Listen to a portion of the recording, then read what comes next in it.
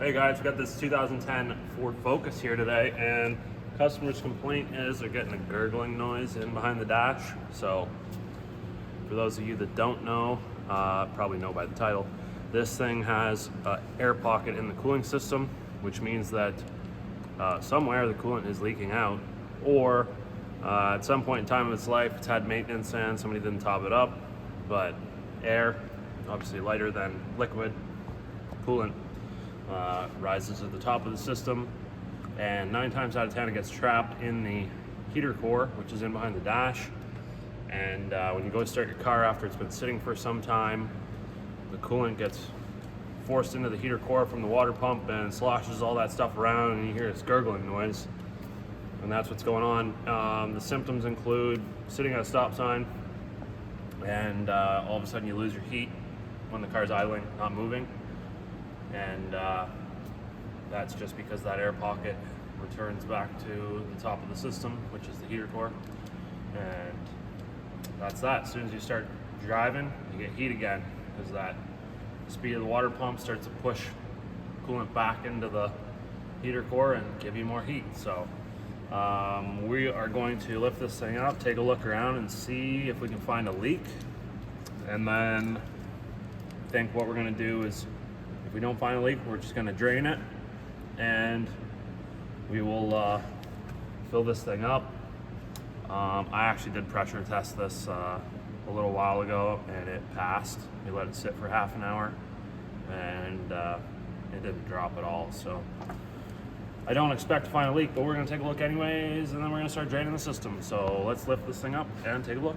Underneath of the car here, these are the two heater core hoses that go into the firewall. So we can see there's like some sort of aluminum corrugated shield that goes over the rubber hose to protect from heat. Obviously our catalytic converter's right here, it gets super hot. Now there is also, I'll try to go around this way, you can maybe get a better look. Let's see. Yeah, you see how wet those clamps are? And all around that area is somewhat dry. So definitely getting moisture from somewhere, and I believe it's coolant. So my guess is those tension clamps are all rotten and they're not holding tension anymore. And I kind of want to pull those off and maybe put some hose clamps on there. So I think that's what we're going to do. We're going to drain the system and pull those off. Might even try to flush the heater core a little bit, and then we'll get some new clamps on there, clean everything up, inspect everything.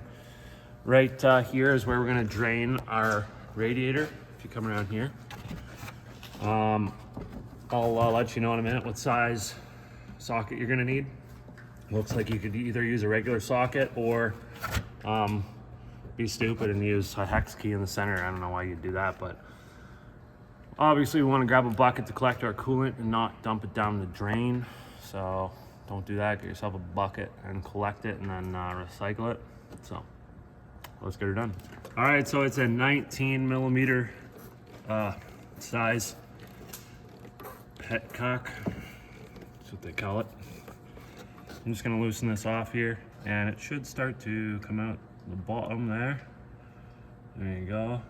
It's nice. There's this little tray that's just gonna collect and just probably start puking out all over the place. Yep, that's stupid.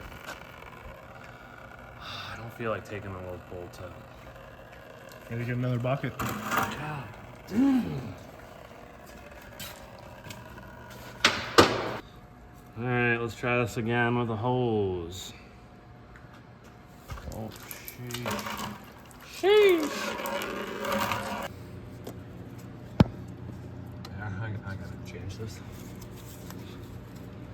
These hose clamps are so rotten and rusty. Yeah, that's what I thought. They just crumbled apart. Oh, okay.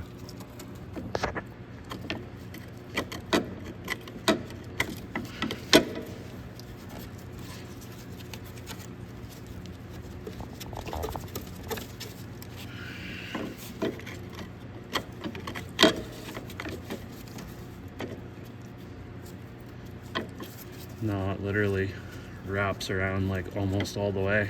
Wow. Yeah, that's so stupid. All right, so I gotta cut this clamp. as you've seen, the ear of that clamp broke off, right? And the way those clamps go around, this breaks off, but there's still about this much of the clamp, almost a full circle on the actual hose, and you can't get anything on there. So you're pretty much stuck, you gotta cut them off. So it's like surgery, don't wanna cut the hose. I'm gonna try to go at it with this die grinder for a minute, but I may switch over to pneumatic saw. So here we go.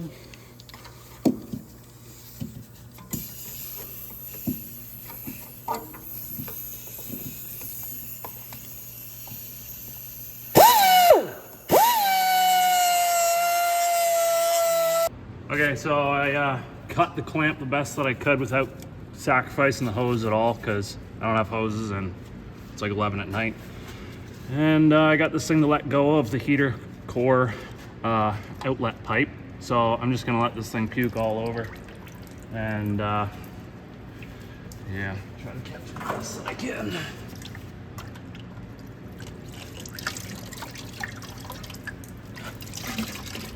Oh, wow. That was pathetic. Okay, so now I'm gonna try to get this other one off, I guess.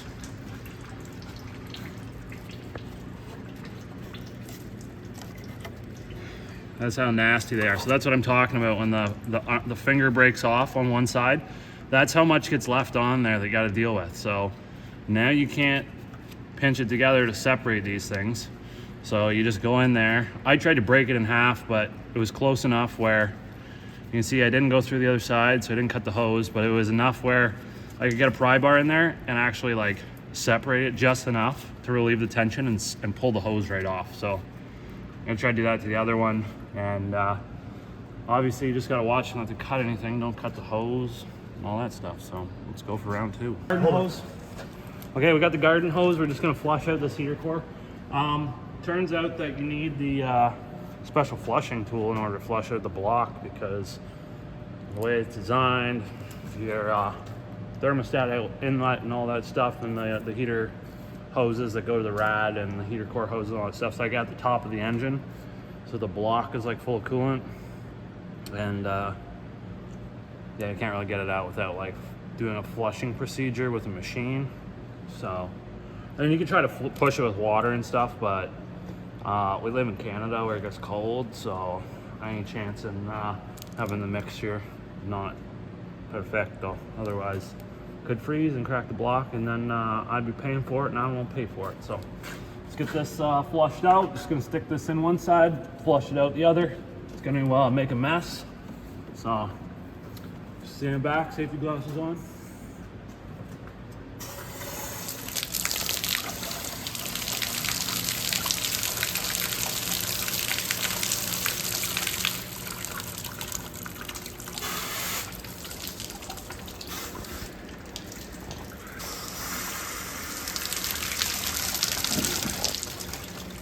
Nice. Well, we got pretty decent flow.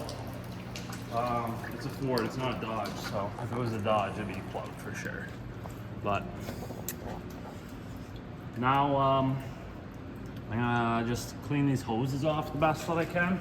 They got some rustiness on them, as you can see. All this rust, that's all got to come off.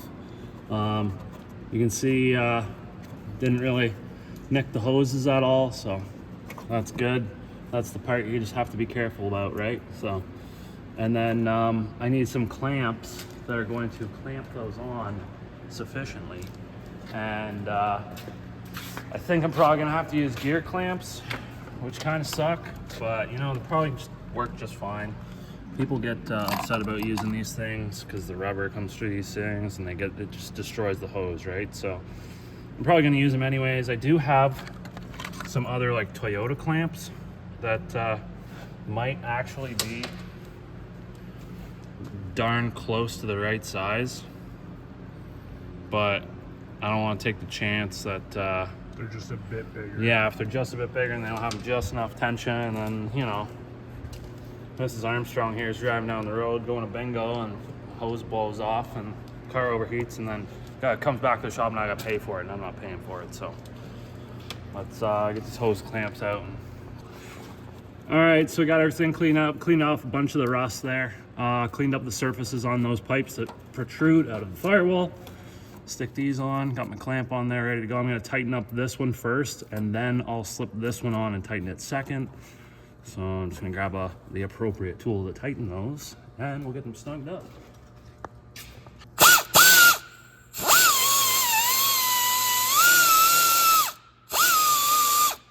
Make sure that's in the right spot.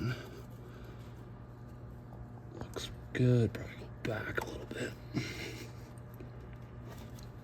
Tighten that down.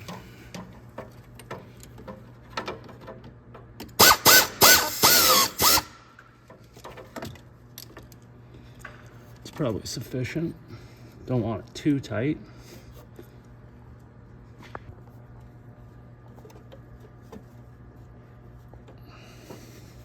I guess probably something like that.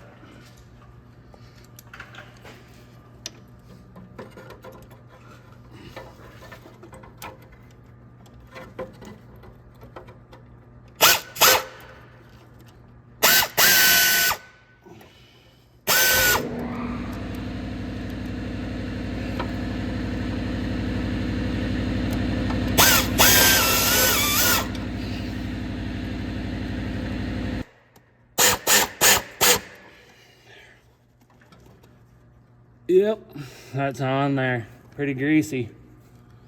But I'd say that's probably a confirmed fix. Gonna wash that off, obviously. It would be nice to actually get the real clamps. It sucks that this corrugated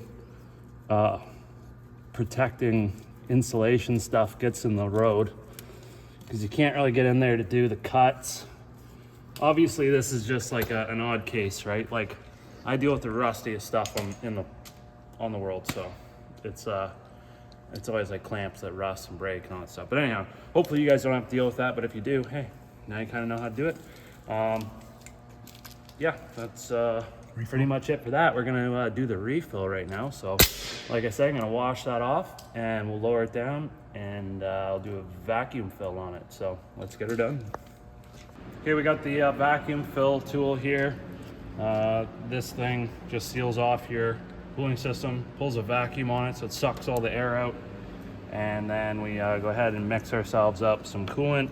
You can get pre-mixed coolant, but I have picked up the Z-Rex coolant that's for Ford vehicles, particularly 2004 to 2011 Ford vehicles. So this is for this application. Usually run you about $40 Canadian per jug, and like I say, it's concentrated, so you get basically almost 8 liters. So anyhow, pull a vacuum on the system, it's good to go.